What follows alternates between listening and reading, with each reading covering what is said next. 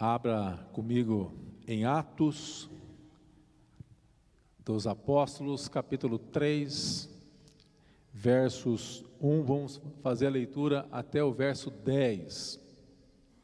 A palavra de Deus diz: Pedro e João subiam ao templo para a oração da hora nona. Essa hora nona era 15 horas, 3 horas da tarde.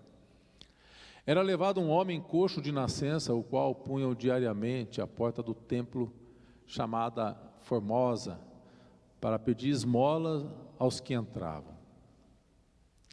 Vendo ele a Pedro e João, que iam entrar no templo, implorava que lhe dessem uma esmola.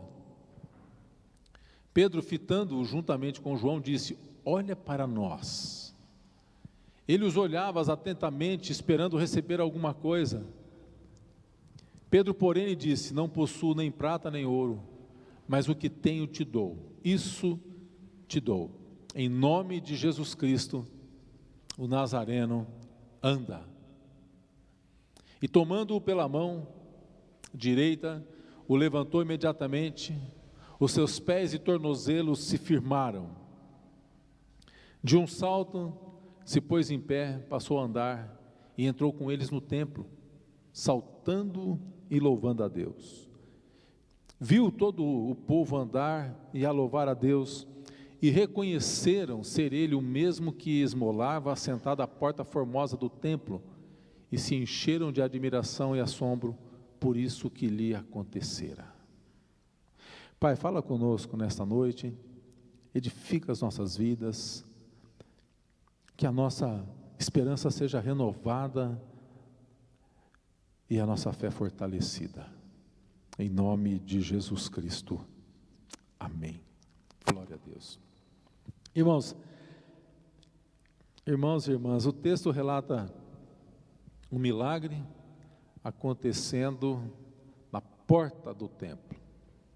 A gente pode imaginar aqui, se fosse dentro do nosso contexto, algo acontecendo fora do templo, fora da igreja. O culto ainda não começou, os ministros de louvores estão ensaiando, os pastores estão chegando à igreja, e o milagre já acontece lá fora. A gente vê, esse é o relato. Os discípulos subindo para a oração da hora nona. Na nota da Bíblia de aplicação pessoal, diz que os judeus eles observavam a oração 3 vezes ao dia, de manhã às 9 às 15 horas, e no pôr do sol. E nessa época os judeus devotos e os gentios que criam em Deus, eles iam frequentemente ao templo para orar. Pedro e João estavam indo no templo, para o culto de oração da tarde, e esse milagre acontece ali. Na Bíblia nós encontramos muitos relatos de milagres. Esse milagre em particular é o primeiro milagre relatado nas Escrituras depois da ascensão de Jesus. É o primeiro milagre em que é relatado que Jesus não está presente ali. Agora, os discípulos, a igreja, é que continua a missão. Vocês se lembram? Os discípulos esperaram, ficaram orando, veio o Pentecostes, os capacitaram. Pedro tem a pregação de Pedro na sequência, as 3.000 almas sendo batizadas, os irmãos perseverando na doutrina, na comunhão, no partir do pão, nas orações, e Lucas registra que havia temor em cada alma. O que nós aprendemos aqui, os milagres agora eram operados por pessoas comuns, como eu e você, pessoas cheias do Espírito Santo. Um milagre na porta do templo. Na nota aqui da nossa Bíblia, diz que a porta formosa era uma porta de entrada do templo, não da cidade, mas era uma das entradas preferidas, e muitos passavam por ela a caminho da adoração. E esse homem coxo, então, ele escolhe mendigar aonde ele podia ser visto pela maioria das pessoas que passavam ali, um lugar estratégico, Na religião judaica, dar dinheiro aos mendigos era uma atitude considerada louvável, né? E por isso o mendigo, então, sabiamente se coloca onde as pessoas piedosas pudessem passar, essas pessoas que estavam a caminho da adoração e que podiam vê-lo, sensibilizar e entregar alguma coisa a eles. Esses milagres operados ali. As pessoas agora, em obediência, esses homens estavam apenas colocando em prática o que Jesus ensinava, pela fé. Olha para a gente, proclamando a salvação em Cristo, levando pessoas ao discipulado, ao arrependimento de pecados, batizando. A obra de Deus não para. O Espírito Santo que agiu na vida de Jesus, agora agindo na vida das pessoas, agindo nas nossas vidas também.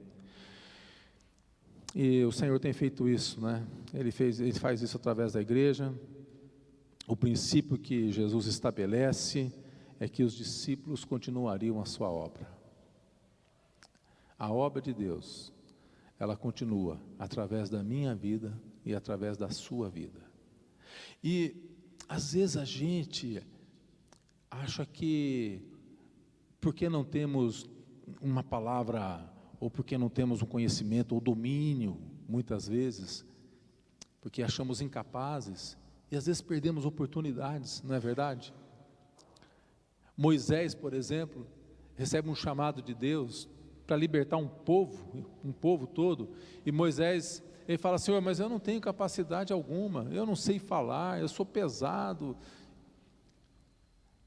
E aí o milagre de Deus é que Deus nos usa apesar das nossas limitações, apesar de acharmos que não podemos, que não conseguimos, porque nos falta, se eu falasse bem como tal pessoa, então eu acho que seria bem sucedido, mas não, o milagre é que Deus nos usa apesar das nossas limitações.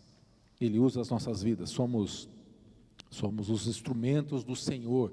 Em Efésios 2:10 diz que somos feituras dele, criados em Cristo Jesus para as boas obras que Deus de antemão preparou para que andássemos nela. Você já parou para pensar nessa passagem bíblica?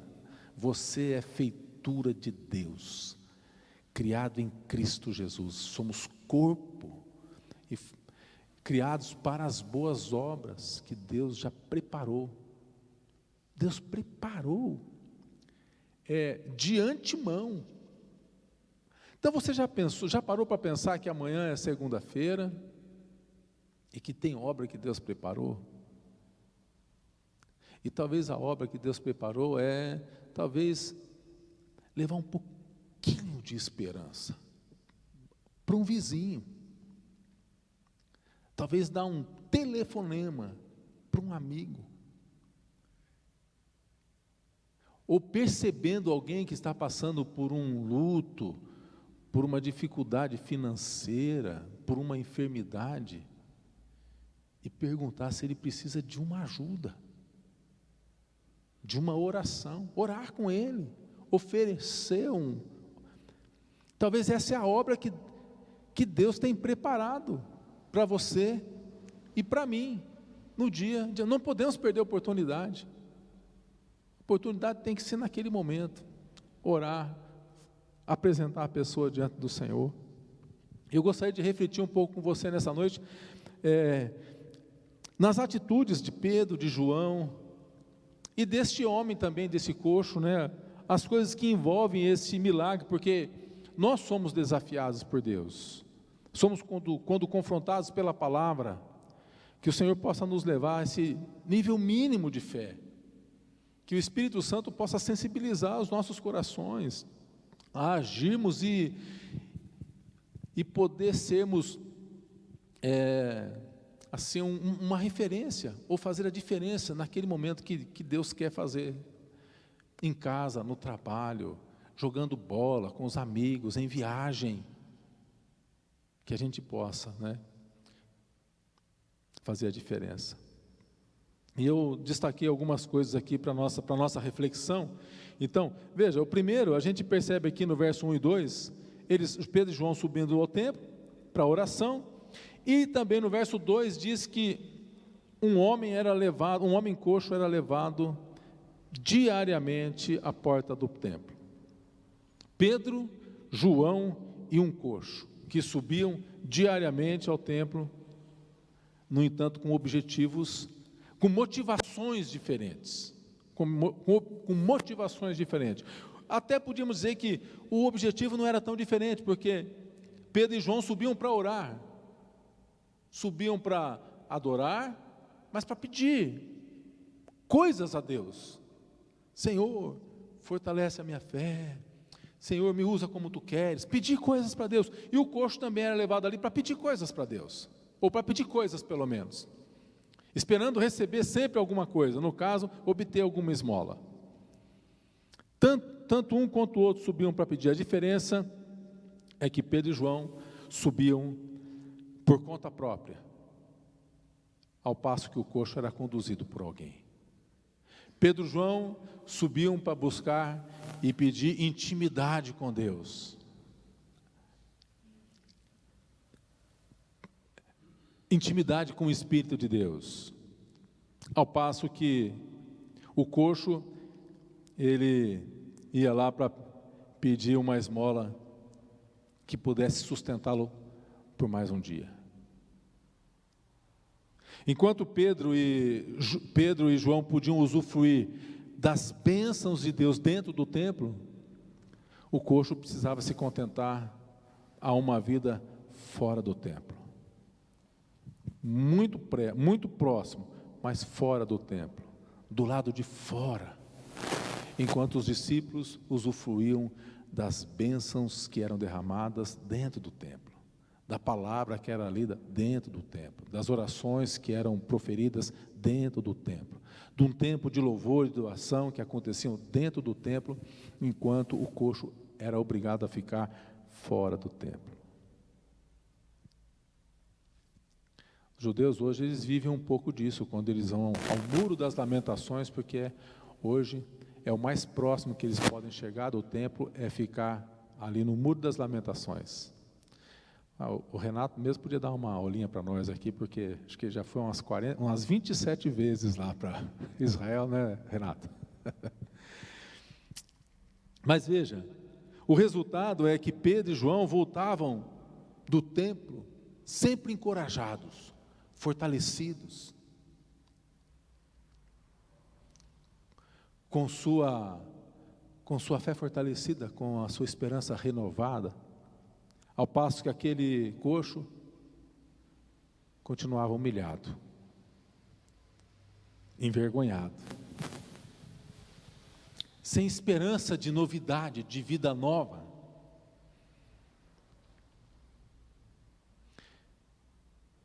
Duas pessoas, mas naquele dia algo tremendo acontece. Veja, então esse é o segundo destaque, que está no verso 3.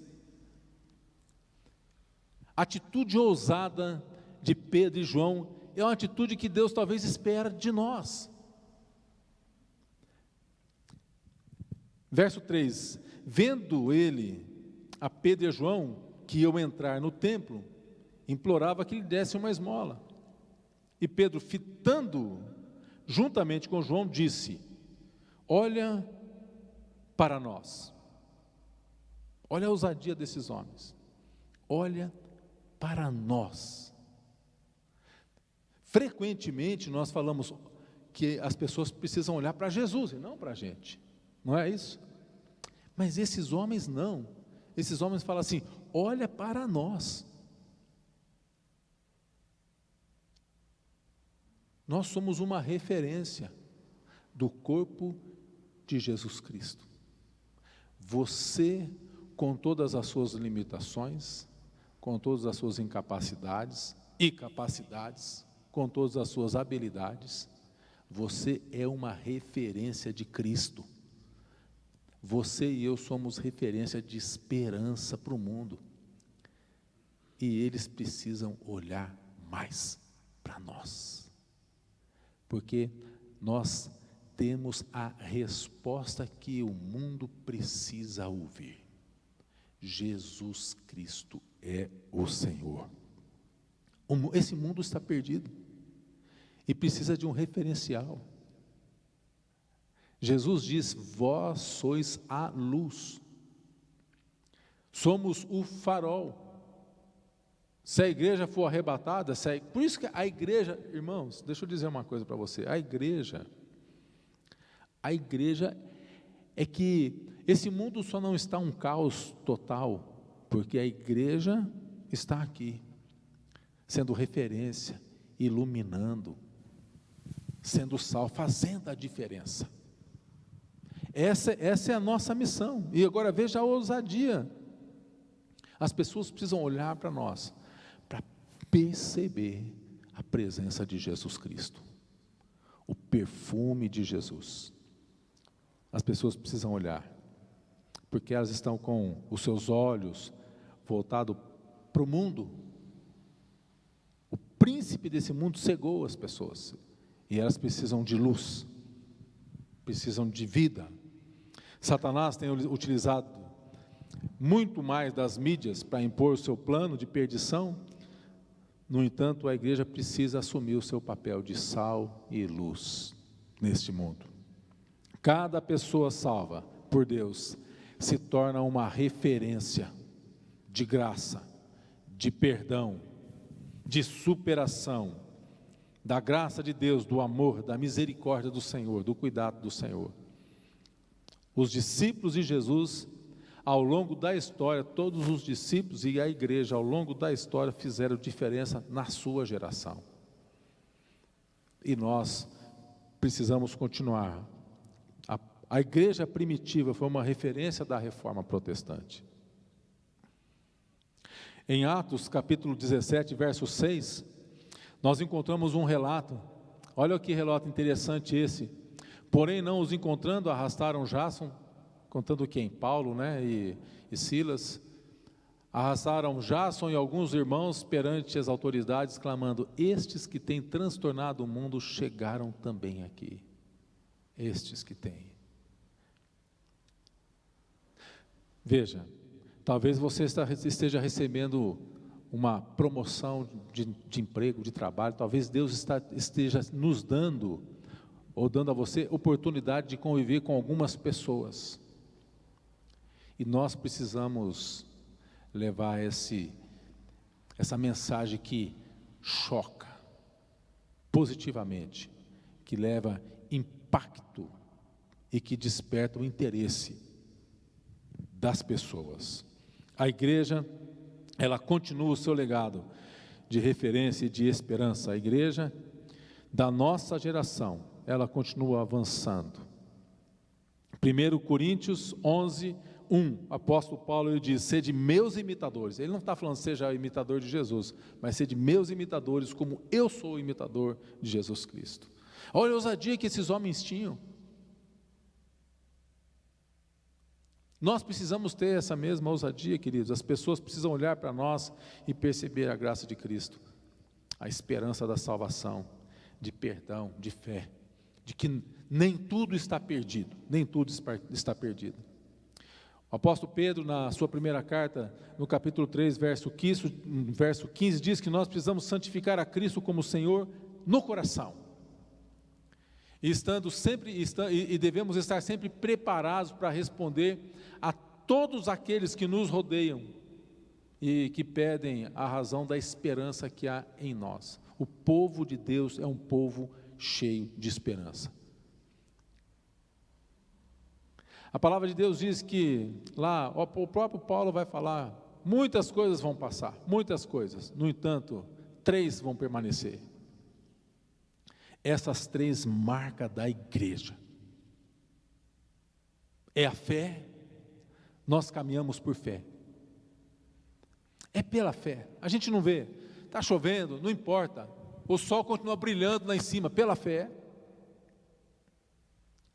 A esperança, nós não apenas esperamos a volta de Cristo, não é a esperança da espera apenas, porque nós esperamos o mover de Deus, mas a esperança de esperançar e o amor. e o amor. Porque é o Senhor quem nos ensina a amar, porque Ele nos amou primeiro. Essas três coisas permanecem na vida da igreja. Somos a resposta. As pessoas precisam olhar para nós. Então veja, em primeiro lugar, veja, essas três pessoas que sobem ao templo com motivação diferentes. Uns voltando sempre fortalecido, enquanto o outro continuava humilhado. Essas pessoas precisam olhar para nós, porque somos referência de graça, do amor. Em terceiro lugar, veja, quando ele diz, olha para nós, ele passou a olhar, esperando receber. O texto fala, verso 5, ele olhava atentamente, esperando receber alguma coisa. Ele olhava, esperando. Ele olhava, esperando. As pessoas que estão à nossa volta estão nos observando. Elas estão nos observando. E elas esperam. Elas nos desafiam, muitas vezes dentro da nossa própria família. Somos provocados. E eles esperam, gente, sempre o melhor de nós. O comportamento cristão do qual a nossa fé profere. Eles esperam. Aquele homem esperava receber alguma coisa de Pedro e de João. E as pessoas estão olhando para nós. E nós podemos dar um bom testemunho. Nós podemos oferecer uma oração. Nós podemos oferecer uma porção da palavra. Algo que o Espírito de Deus coloca dentro do nosso coração. E que eu aprendo com essa passagem bíblica é que o cristão, por causa da sua fé, por causa da posição que ele ocupa nos céus, porque a palavra de Deus diz que nós estamos assentados em Cristo nas regiões celestiais, por causa da posição que você ocupa em Jesus Cristo, as pessoas estão nos observando. Nós somos observados o tempo todo. Somos observados. Lá no livro de Jó capítulo 1, verso 8, o Senhor pergunta a Satanás: tem observado o meu servo Jó? Tem observado lá? Ninguém é na terra, hein? Semelhante a ele, hein? Jó é um homem íntegro, hein? A Cleide uma mulher íntegra, hein? O Darcy um homem íntegro, hein? O Renato, hein? A Karen, por aí vai, um homem íntegro, temente a Deus, hein? Eles são pecadores sim, mas olha, eles se desviam de mal, eles se esforçam, eles me buscam, eles me adoram. Tem observado lá? Não, o fato é que nós somos observados constantemente por Deus, por pessoas, por anjos e por principados e potestades, por Satanás, pelas hostes das trevas, também nos observam. Por isso Pedro vai dizer na sua carta, no capítulo 5, verso 8, que nós devemos sempre ser sóbrios, vigilantes, porque o diabo, o nosso adversário, anda ao derredor de nós como leão que ruge, procurando alguém para devorar. No entanto, Salmo 125, verso 2, diz: como em redor de Jerusalém estão os montes. Aleluia. Assim o Senhor, em derredor do seu povo, desde agora e para sempre.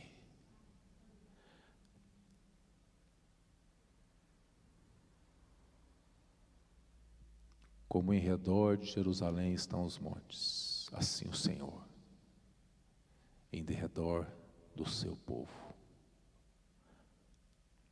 Como é que é aquela musiquinha, aquela música que tem de Jerusalém?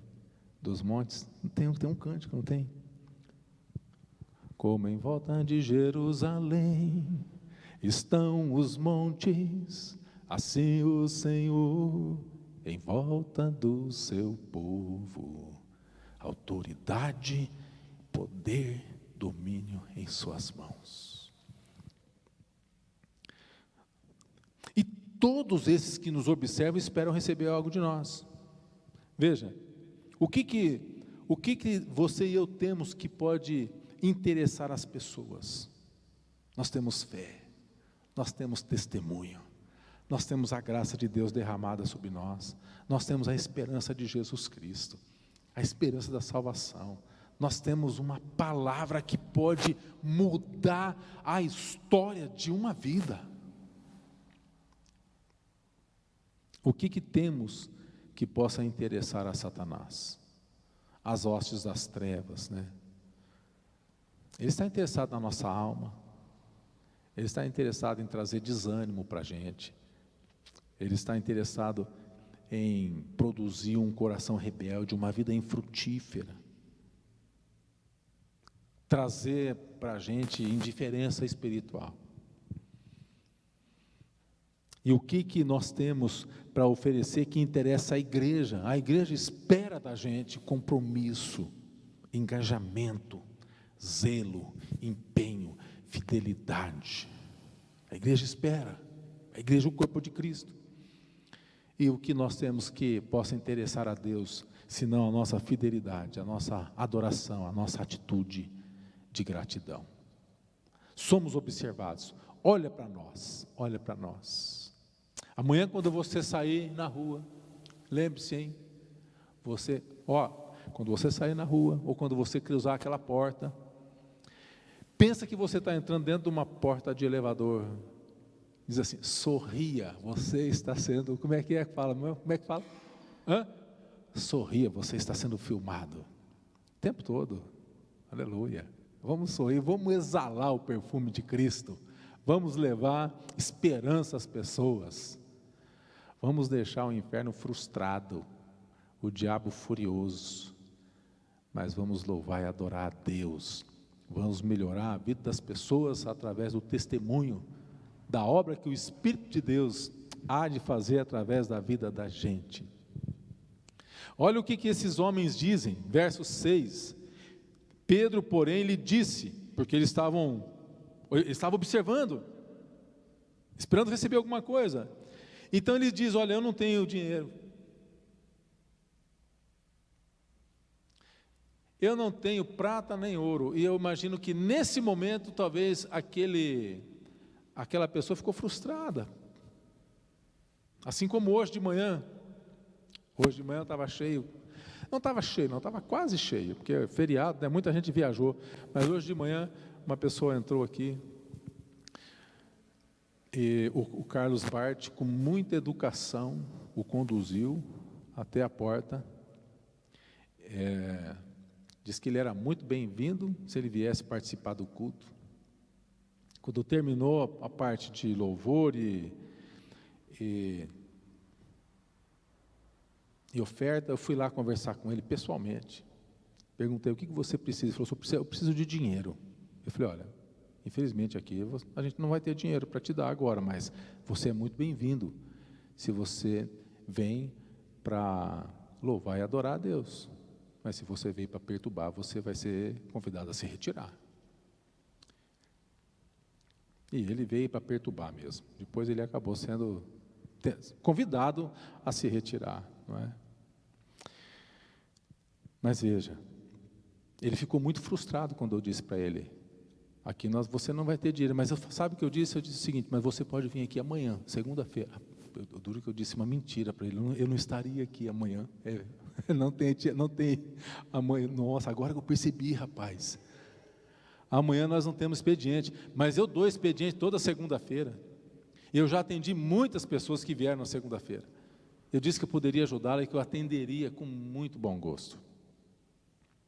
Mas, no entanto, ele não quis saber. Ficou frustrado. Então, olha, coloca o texto lá de volta. Eu não tenho o que você quer. Imagina a frustração daquele mendigo. Mas o que eu tenho eu vou te dar. Mas eu tenho algo que te interessa mais do que aquilo que você mesmo está pedindo. O que eu tenho eu te dou. Eu tenho fé. Eu tenho esperança. Eu tenho um milagre para você.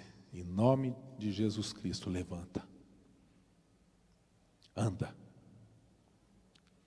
Pedro e João compartilharam o tesouro que tinham. Meu Deus, o maior tesouro que você e eu temos é o nome de Jesus Cristo. É o ensinamento de Jesus. Esse é o maior tesouro, o maior legado, o maior presente, a maior herança que alguém pode deixar para um filho, para um amigo, para um pai, para um irmão. É a fé em Jesus Cristo. Veja, eles dizem: o que eu tenho eu te dou. Nós só podemos dar a pessoas aquilo que temos, não podemos dar o que não temos. O que Pedro e João tinham? Eles tinham Jesus, e eles deram Jesus. Quem tem Jesus tem tudo. É assim? Quem não tem nada, mas quem tem Jesus Cristo, no céu já tem morada. Você tem Jesus Cristo. Você tem o maior tesouro dessa vida. Você tem o Rei dos Reis, você tem autoridade para falar no nome dEle, você é filho dEle, você é servo dEle, você é do reino dEle. Nós temos Jesus Cristo. Eles tinham, e eles deram Jesus, e Jesus deu saúde, devolveu esperança para aquele homem, e aquele homem foi recolocado, bem provavelmente, no mercado de trabalho. Eu até falei isso, né? Puxa, semana passada eu falei também de um coxo, né? Por que Deus me levou a falar de novo de um coxo? Agora que eu estou percebendo, hein? Aquele homem provavelmente foi recolocado no mercado de trabalho, passou a ser bênção, contribuir com a economia da sua cidade, contribuir de uma forma honrada com o sustento da sua casa. Deus devolve a ele qualidade de vida. O que as pessoas precisam é que compartilhemos da nossa fé, ainda que seja um breve testemunho. A gente pensa que às vezes o testemunho é pequeno, é insignificante. Não é não. Nós precisamos continuar testemunhando da graça e do amor de Deus. Em Atos 4:33 diz: com grande poder os apóstolos davam testemunho da ressurreição do Senhor Jesus Cristo, e em todos havia abundante graça. Você e eu temos Jesus. Obviamente que em meio às lutas, muitas vezes derramando lágrimas, mas também em meio a vitórias, precisamos testemunhar de Jesus Cristo. Você não está só. Às vezes parece que a gente está só parece. O poema Pegadas na Areia ilustra bem isso, mas o Espírito Santo de Deus está com você. Ele nos assiste até nas nossas fraquezas, com gemidos inexprimíveis. Ele intercede por nós, por isso precisamos orar, confessar e continuar testemunhando da graça de Deus, do agir de Deus. Tiago 5,16 diz: confessai os vossos pecados uns aos outros, porque pecamos, é verdade. Nós somos formados de nervos, de emoções, de hormônios que afloram a vida da gente, e muitas vezes tomamos decisões no instinto da emoção, falamos o que não devíamos, palavra fora de horário, mas nós temos o Espírito Santo que habita em nós, e nós vamos até a presença de Deus com humildade, reconhecendo. E olha o que a palavra de Deus diz: confessai os vossos pecados uns aos outros, para seres curados. Muito pode, por sua eficácia, a súplica do justo. Veja bem aqui, somos pecadores, mas a oração é poderosa. Confessamos e continuamos perseverando, porque a palavra de Deus diz: aquele que perseverar até o fim, este é que será salvo. Não tenho prata, não tenho ouro, mas eu tenho o maior tesouro que lhe interessa. Glória a Deus, aleluia. Verso 7, tomando pela mão direita, o levantou, imediatamente seus pés e tornozelos se firmaram, estenderam a mão. Aquele homem precisava de uma ajuda, eles precisavam de uma mão. E veja, Isso não era novidade para aquele mendigo. Ele precisava estender as mãos todos os dias para ser colocado ali. Mas aquele estender de mão foi um estender diferente, porque foi um convite para adorar a Deus. Ele se levanta e ele entra para dentro do templo, para louvar e adorar a Deus. Como igreja, precisamos estender a mão, ter atitude mais solidária, para levantar aqueles que precisam da nossa ajuda na caminhada cristã. Às vezes, a gente percebe aquele irmão, aquela irmã, aquela pessoa que está precisando de uma ajuda. Às vezes a mão, literalmente, é pegarmos o celular aqui, ó. Você já fez isso? Pega o teu celular, entra lá no, pode ser na agenda ou no WhatsApp, aí vai assim nos amigos que tem lá, fulano de tal, estou sentindo falta dele, vou mandar uma mensagem para ele aqui. Às vezes isso é um estender de mão. Eu já prefiro, eu já não gosto muito de mandar a mensagem, eu gosto de ligar mesmo, então eu vou dar uma ligadinha. Deixa eu ligar para ele. Às vezes é uma mão que a pessoa está precisando, ou senti tua falta no culto, olha, eu ouvi um cântico lá, rapaz, lembrei de você. Não precisa mentir se você não lembrou, né? Mas que a gente possa ter sensibilidade, pedir que o Espírito Santo nos use. Nós somos um instrumento de Deus. As pessoas estão precisando, a igreja precisa ter atitude solidária, de estender a mão àqueles que precisam, incentivar, se envolver mais, convidar. Viu, Renato? Dá uma olhada aí, ó. Convidar as pessoas que têm dom, que têm talento, e eu sei que você faz muito isso, as pessoas mais se esquivam do seu convite do que atendem ele, mas nós precisamos, precisamos, viu, Isaías? Você vê aí as pessoas que têm potencial para trabalhar na diaconia aí, vamos convidar as pessoas para participarem, para se envolver, para se engajarem na vida da igreja. Condução espiritual, esses homens estavam conduzindo esse homem mendigo, coxo, sem esperança, a um salto na qualidade de vida, de um mendigo envergonhado para um vitorioso adorador. Tem um hino, se é um hino, é um cântico, do Matos Nascimento, que a letra é assim: a minha alma estava longe dos caminhos do céu, eu era pobre e perdido, pecador, mas Jesus transformou minhas trevas em luz, quando Jesus estendeu a sua mão para mim. Quando Ele estendeu a sua mão para mim, eu era pobre e perdido, sem Deus e sem Jesus, quando Ele estendeu a sua mão para mim. Eu era pobre e perdido. Jesus nos pega pela mão, Ele nos conduz. Olhe para nós, estendeu a mão e o levou até a presença de Deus. Este homem que estava perdido, agora ele se encontra salvo, adorando e louvando a Deus. Veja, verso 8, estamos finalizando a nossa reflexão de hoje. Ele deu um salto, se colocou em pé, verso 8, passou a andar, entrou com eles no templo, saltando e louvando a Deus.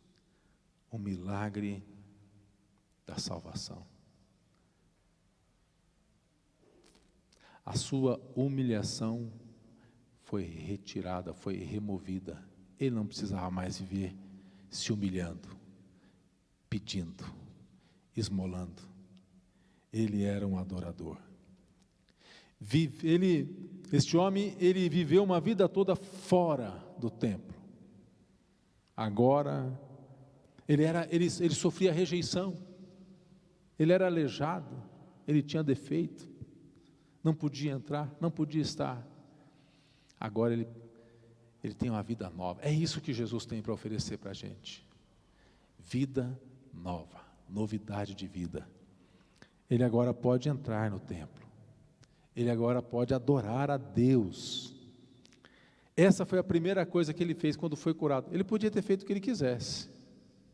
Ele podia ter voltado para casa. Mas ele saltou, louvou e adorou a Deus. Ele não podia entrar por conta própria. Precisou de uma mão amiga. E o milagre aconteceu quando ele estendeu a mão para Pedro. Ele foi restaurado. E sua atitude de gratidão, de adoração. A conclusão, verso 9 e 10 diz: todo o povo viu todo o povo andar e a louvar a Deus. Você vê agora que esse homem agora, ele já, só o fato dele entrar andando dentro já é um testemunho, ele já está testemunhando, ele já está frutificando, multiplicando. E todos reconheceram ser o mesmo que esmolava assentado à porta do templo, e se encheram de admiração e assombro por isso que lhe acontecera. Todos reconheceram ser aquele homem, o aleijado que ficava do lado de fora pedindo esmolas. Deus tem um desafio para as nossas vidas. Nós podemos, pela graça de Jesus e com ousadia, fazer a diferença aonde o Senhor tem nos colocado. Vamos orar ao Senhor, vamos colocar as nossas vidas diante de Deus, e basicamente nós temos dois apelos aqui. Primeiro, talvez você, que em alguma área da sua vida, porque nós estamos diante de um milagre, de uma pessoa que se encontrava enferma e que foi curada. Talvez exista alguma área na sua vida que você precisa de um milagre, que você precisa de um toque de Deus, que você precisa de uma mão. E Jesus está aqui hoje para oferecer essa mão a você. Mas também, Deus quer usá-lo como um instrumento dele, como um instrumento de esperança, para levar graça, para levar salvação, para devolver qualidade de vida àqueles que estão tão próximos da gente e que muitas vezes a gente não percebe. E o desafio é que nós possamos nos colocarmos também em consagração, para que o Espírito Santo, para que sejamos sensíveis ao agir de Deus, para que o Espírito Santo possa aproveitar aquelas pessoas com quem nós temos relacionado, com quem nos relacionamos no dia a dia, para levar talvez a resposta que essa pessoa precisa, para levar um pouco de fé, um pouco de esperança, um pouco de graça, um pouco de amor. Vamos orar ao Senhor. Baixa a tua cabeça. Pai, nós te louvamos, nós bendizemos o teu nome, clamamos tua graça sobre nossas vidas, e talvez aqui hoje, Senhor, e através de pessoas que estão talvez também nos acompanhando neste culto, estejam precisando de um toque, de um milagre para as suas vidas. Talvez, Senhor, não literalmente impedidas de andar, mas espiritualmente talvez presas por pecado, por ofensas que não foram perdoadas, por situações que ainda não foram resolvidas, mas que nesta noite, com o auxílio do teu Santo Espírito, do conhecimento da revelação que o Senhor traz na palavra, que essa pessoa possa receber nesta hora a cura e o milagre, e que possamos receber, Senhor, e ter liberdade para andar espiritualmente, poder, Senhor, receber a alegria louvar e adorar a Ti. E também, Senhor, nós possamos, inspirados pelo Teu Espírito, ter sensibilidade para aproveitar, ó Pai, aquelas oportunidades que o Senhor mesmo, as obras que o Senhor tem de antemão preparada, para sermos instrumentos, que possamos, com toda a ousadia e com todo o temor, dizer àquelas pessoas que olhem para nós e estender uma mão, Senhor, que as ajudem a encontrar o caminho, a olhar para Jesus Cristo, o autor e consumador da nossa fé. Nós te bendizemos e te agradecemos, em nome de Jesus. Amém.